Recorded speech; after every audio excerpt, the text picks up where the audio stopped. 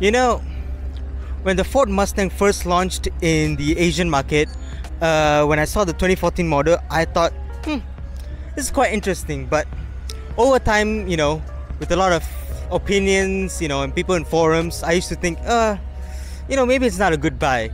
But until the facelifted version came out, and I was like, oh, okay, this is nice. It's something that I would personally buy. Until I saw it in person, and I was like, damn, now I really wish I had about 300 grand. So what we have here today is actually a 2017 Ford Mustang GT. Now, just to not be confused, so this is the GT variant, which is the 5-liter naturally aspirated V8 engine variant.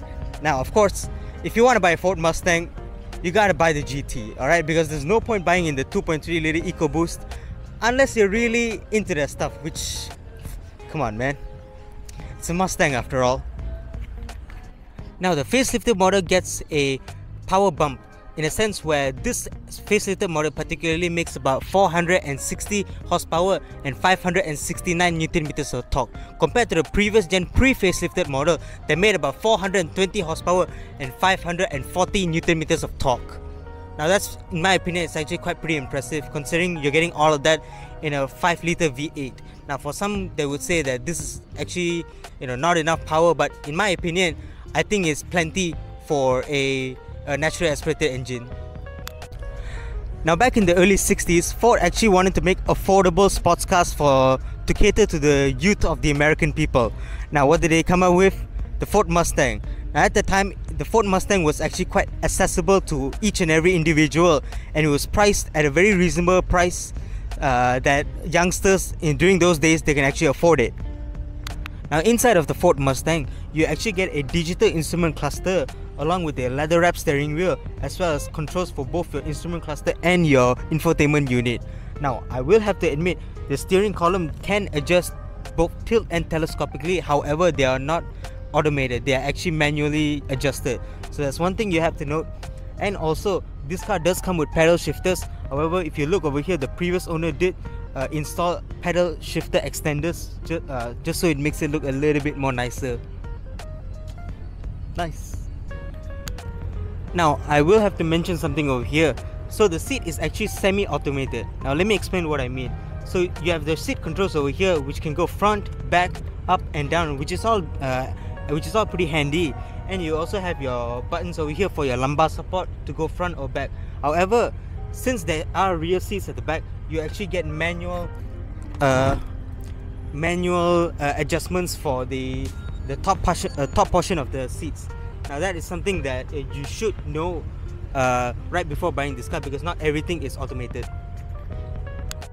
Now here in the driver's point of view, you actually get digital instrument clusters, as well as controls for your instrument cluster display, your cruise control, and your media controls. Now this is a leather wrapped steering wheel paired with a pedal shifters, as well as you get the horn. So right over here, you actually get your front lights controls, and over here you actually get your boot release, and over here you actually get your window controls, as well as some window functions, and your door locks. Oh, that is nice. Now coming to the center console over here, you actually get your infotainment display, your media controls, your volume and your tuning. Now right here, these are actually your climate controls, and right bottom here is actually your drive mode select, as well as your hazard switch and your push start ignition. Now I will say that this car does have 5 modes. So the first mode is actually the first mode is actually snow mode, snow/wet mode. Now of course in Malaysia you don't exactly use this, so not exactly a big deal. Then of course you have your normal mode. Now normal mode is your normal typical everyday driving. Shifting it up, you actually get your Sport Plus mode. Now in Sport Plus, your digital instrument cluster actually changes to a whole new set of graphics, as you can see. Then if you click it once up more to race mode, you actually get a warning to say 4-track UC manual, as well as a new rev counter and your speedo right there. Of course, you can click it one more up and you actually get drag strip mode. Again, it gives you a warning, and then yeah. So in total there are about 5 modes in the Ford Mustang GT. Now coming to the glove compartment, you actually get pretty decent amount of space. I would say not too much, but then again, it is a sports car, so it's something that you should keep in mind. And you also get 5 aircon vents, which is 1 over here, 3 in the middle, and 1 at the passenger side, which to me is actually very good, because getting inside the car is actually feeling very cold. Now, of course, one interesting thing is that if you can look over there, the passenger side also gets a door lock and unlock mechanisms. Now, I'm not too sure whether this comes as standard for all UK models, or is it because the fact that it's converted to right-hand drive that there are 2 controls for each doors. But regardless, the controls are there. Then now for the 2019 model here, the Ford Mustang comes with Bang & Olufsen speakers, and you have actually 12 speakers and a subwoofer at the back, which to me is actually kind of surprising. Now let's take a look at exactly how it sounds.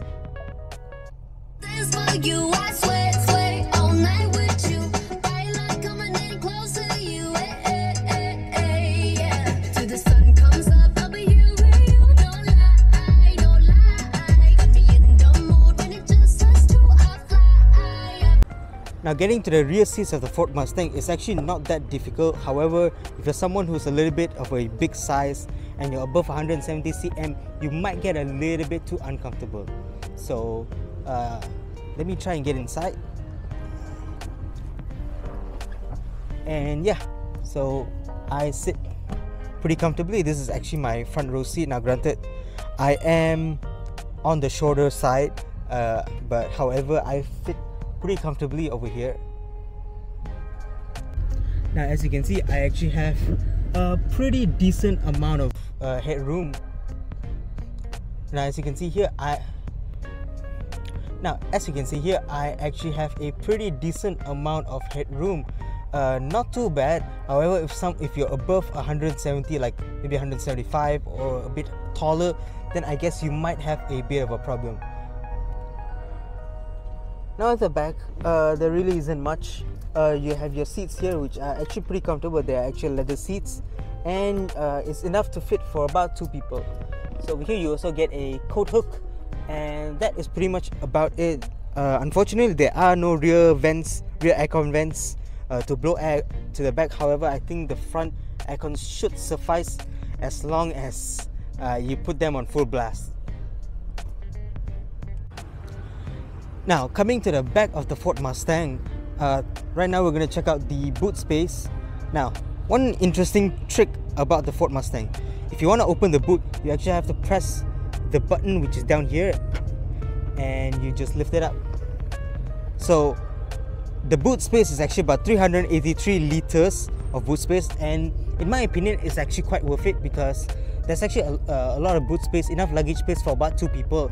And of course, you don't get any spare tire. However, you do get a tire inflation kit, which I assume that is, and also you get your subwoofer, which is also very nice. So yeah, that is the boot of the Ford Mustang. So that's practically it. Overall, the Ford Mustang is a very nice car. Of course, before I end the video, I also want to mention these are actually Brembo calipers and Brembo discs, so you do get pretty good amount of stopping force, and you actually run on 19-inch rims, all standard across, of course. And so yeah, that is basically the entire review of the 2019 Ford Mustang GT. So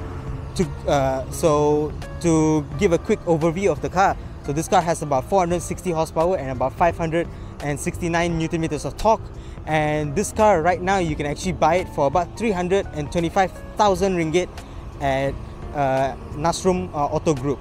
Now of course the link and the details for this car will be down in the description below, so if you are interested, you can contact them. So as always, my name is Tavin. Thank you guys so much for watching, and I hope to see you guys in the next video. Peace.